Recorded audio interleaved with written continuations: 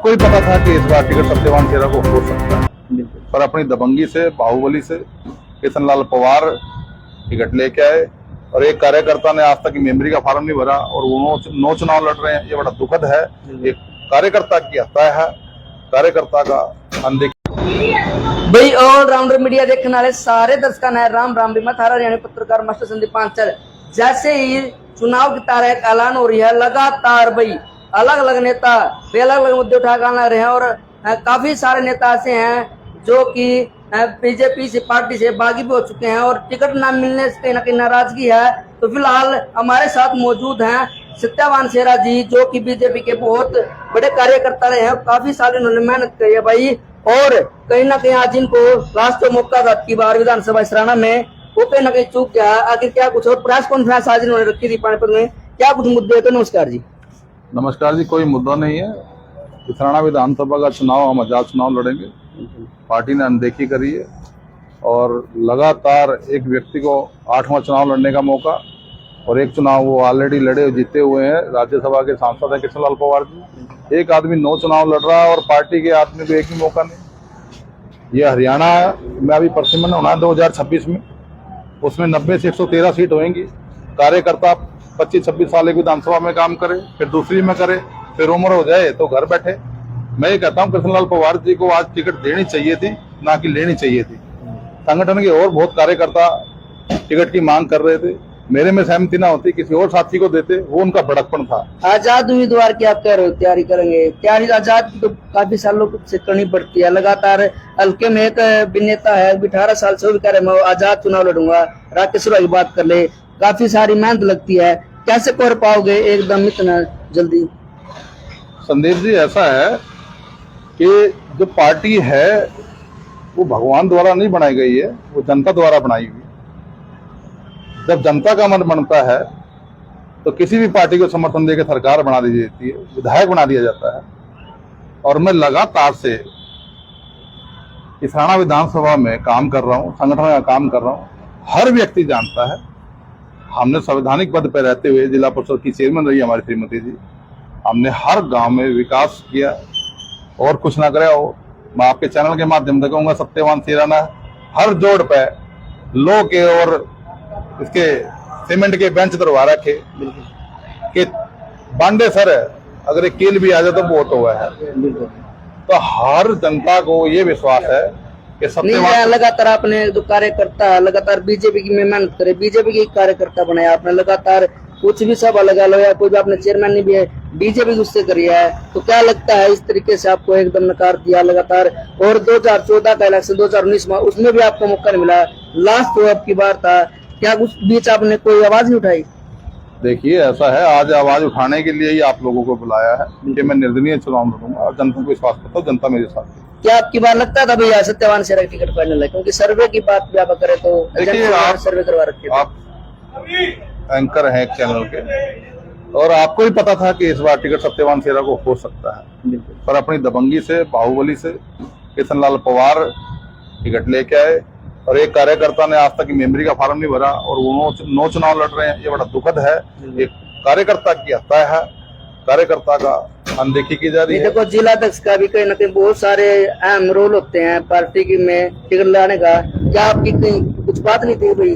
देखिए, राष्ट्रीय संगठन है भारतीय जनता पार्टी, इसमें नीचे बूथ स्तर से लेकर राष्ट्रीय अध्यक्ष तक की सक्रिय भूमिका रहती है चुनाव के समय टिकट वितरण के लिए। तो सभी को पता है, सभी को जानकारी है, पर कई व्यक्ति अपने प्रभाव से या लगातार जैसे अभी तक मेरा नुकसान करते हैं, उसी नुकसान को देखते हुए इन्हें क्या जरूरत थी? जब राज्यसभा थे तो राज्यसभा का इस्तीफा देते, राज्यसभा का इस्तीफा देकर चुनाव लड़ते। जब इतना इनका आधार है, पब्लिक इनको इतना चाह रही है, महान बनना है तो अच्छे से बनो, कि एक पद पे हो, उस पद से इस्तीफा देकर पार्टी ने उसको कुछ अच्छे काम देखते हैं, कुछ इस तरीके से पार्टी ने किसी चीज की महानता को देखना है तो पिछले चुनाव में जाइए, 22,000 वोटों से हारे हैं, जबकि संगठन को 75,000 वोट आ रही है उस टाइम पे लोकसभा चुनाव में 3 महीने पहले, और विधानसभा में संगठन को 40,000 वोट आ रही है।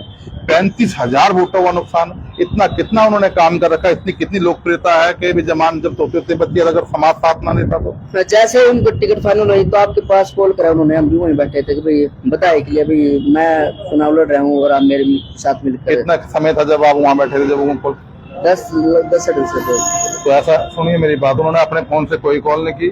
अब मुझे नहीं पता किसी कार्यकर्ता का था या उनका था। देखिए मेरे पड़ोस में है, आप भी मेरे गांव से जहां मैं रह रहा हूँ, और मेरे पड़ोस में एक किले का डिस्टेंस है। पहली बार टिकट मिलते ही मेरे आवास पे आना चाहिए था, मुझे बुलाना चाहिए था। वो तो मुझे उल्टा धमकी दे रहे हैं कि मनोहर लाल खट्टर ने कहा कि आपसे एक बार बात कर लूं। अरे भैया, आप प्रत्याशी बनने जा रहे हैं, 9वीं बार है, और आप मुझे एक धमकी के स्वर में ये बोल रहे हो, आपके आगे ही अगर आप वहां थे कि मनोहर लाल खट्टर ने कहा है कि भाई आपसे बात करूं। अरे क्यों, आपकी मानसिकता नहीं कहते? आप 70 साल के करीब आप जा रहे हो वगैरह के लिए तो नहीं भाई संदीप जी, मुझे बोल लेने जो बोलना चाह रहा हूँ। बिल्कुल जी। तो 70 साल की आपकी उम्र हो रही है, 9वां चुनाव आप लड़ रहे हो, और आप ये कह रहे हो कि मनोहर लाल खट्टर ने क्या? आपकी मानसिकता नहीं है? आप कैसे जनता का निर्वाह करोगे? अरे जनता कोई बात नहीं, कोई ऑप्शन नहीं होता, आपको चुन लिया तो इसका मतलब ये थोड़ी ना कि आप हर बार जनता का शोषण करेंगे।